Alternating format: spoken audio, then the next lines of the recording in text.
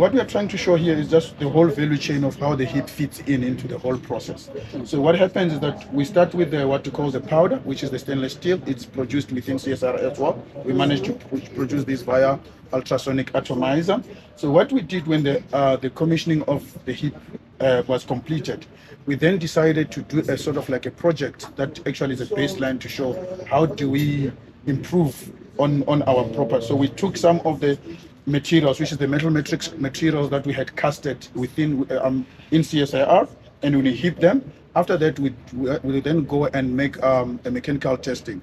So that actually gives you a process of saying from one point to the other, is there any improvement or not? So what we have seen then, because we have the unheaped and the heaped one, what we've seen that from the unheaped one, there is a certain number, there's a certain tensile properties. Okay. And then from the heaped one, then you get a higher value, okay, which shows that actually the heap itself gives you a higher integrity of the material because it closes the pores and any possible defects.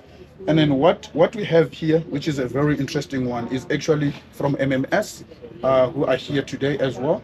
So what they do is that they do a casing of that. So this casing actually, it depends on the shape inside. So they create a shape and then they put a powder and then we heat it at a certain temperature and pressure.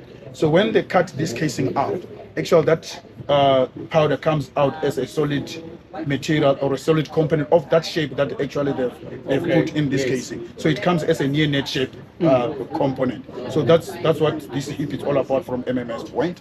And also we did some work for BMW, which is this one. We also did the same thing. Do the non-destructive testing first, then you do the heaping. After you go back to the non-destructive just to check if you have closed the pores that you had, and then from there you take it to the mechanical testing. And then the feedback actually that we sent to BMW, the report that we sent was to say actually we saw an improvement in your properties as far as mechanical properties of these samples is concerned. So what is the next step that we need to do now is to actually expose ourselves to the most industry to say this facility does work, because this was the baseline. Yes. So we've achieved what we wanted to achieve on a baseline. Now we can move on to the industry as it is.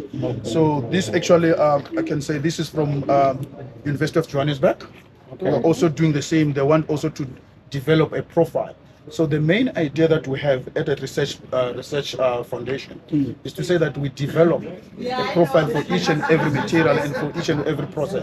For example, for casting, if you're casting aluminium, what exactly you are looking for, and then what is it that you look for the improvement. And you have that profile to say, if you cast at these parameters and you heap at these parameters, then this is what you're going to get. Same as the 3D printing, which is the what's called additive manufacturing. We do the same. So for each and every process that is available that we can be able to involve ourselves, then we develop those profiles. So when you come with your component next time, we say, what material is this? This is aluminium, and then which process did you use to produce this component? To say this is the process. Then we know exactly what type of parameters we need to use from the heap.